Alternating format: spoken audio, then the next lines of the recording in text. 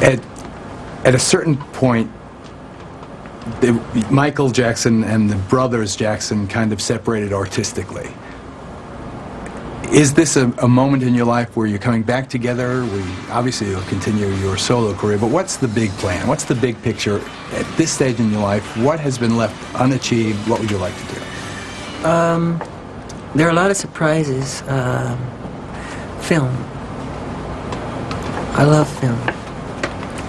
What else? Well, it's not just so much film, but it's innovating it and pioneering it, taking the medium to a new place. I think we should just beat it.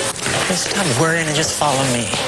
I got this. This girl is dangerous. You're not talking about music videos now? No, no. Something else? Because I use the music video medium as a short film medium to take me to the next level, and I'm having a lot of fun, you know? I know who you are. Bing bang. In the upcoming segment, Michael talks about his dad and the future of his music. I think all these guys just put a lot of things in their magazines in order to sell the magazine. I have no doubt that there is a commercial motivation, some of it. But is all this stuff just smoke? There's no fire there? That's smoke. You can see the smoke. Just observe the person, that's all.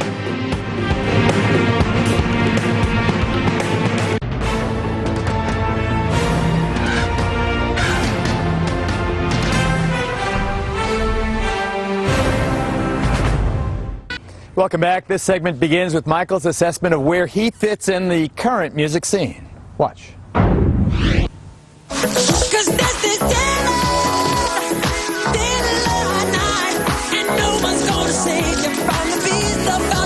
Do you ever look back and contemplate, my goodness, Thriller is the biggest selling musical performance ever? Do you ever get your arms around that? I think about it sometimes, but I try not to think about it too hard because I don't want my subconscious mind to think, look, I've done it all, you know, you're done now. And no, there's so much. That's why I don't put awards or trophies in my house. You won't find a gold record anywhere in my house because it makes you feel you've accomplished. Look what I've done. But I always want to feel, no, I haven't done it yet.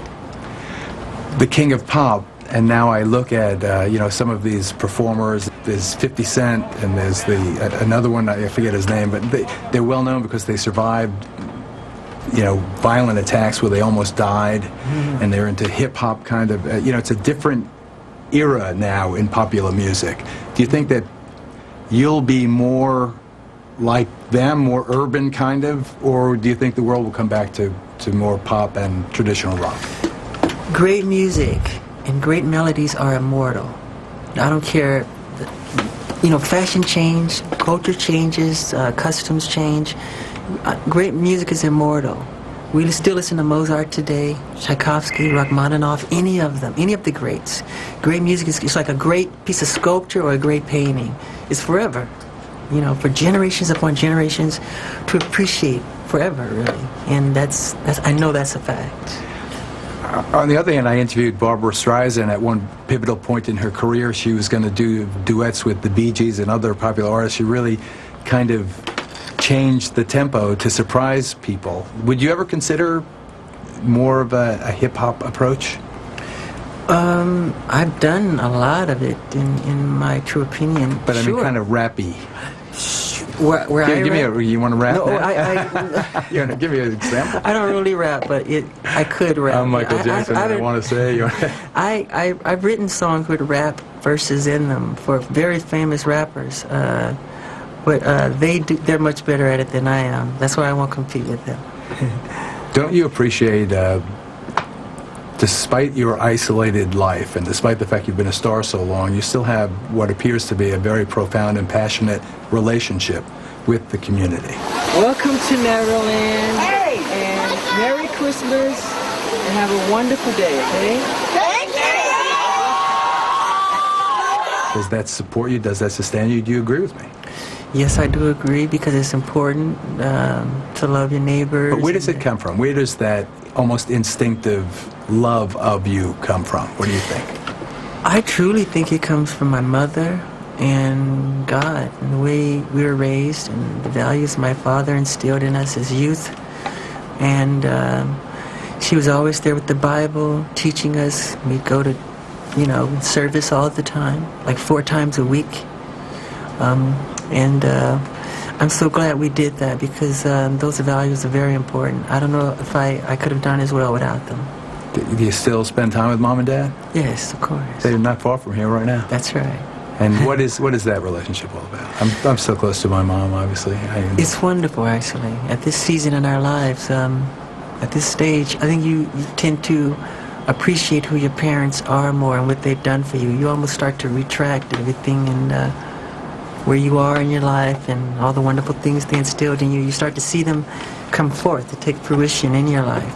And I'm starting to, see a lot of things, traits that my father influenced me on, and my mother, and so it's been amazing. My friend Chichu, whose partner Tommy Chong helped discover you guys. Yeah, I like that guy. Bobby Taylor and the Vancouvers.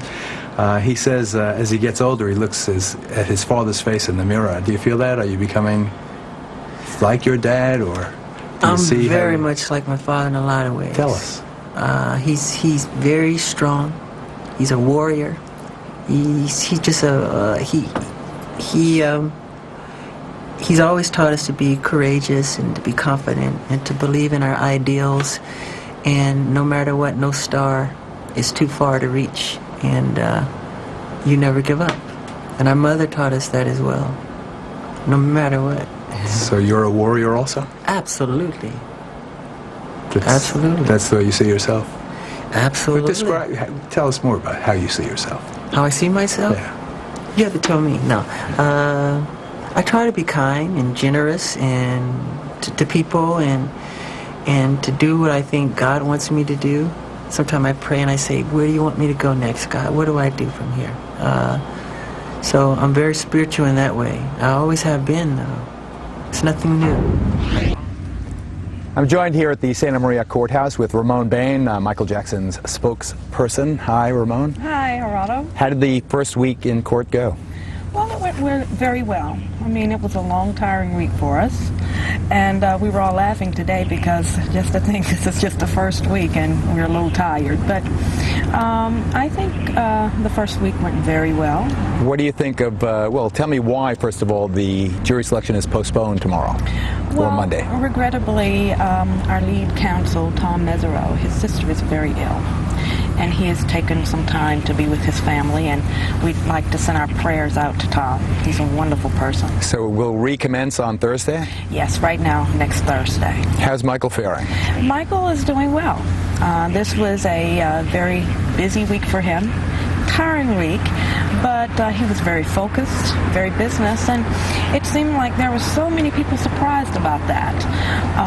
How focused he was? Yes, and it amazes me sometimes because I think people, they tend to believe what they read and they have these misconceptions, and he was about business. In fact, he's been very hands-on with his defense. I think he should be.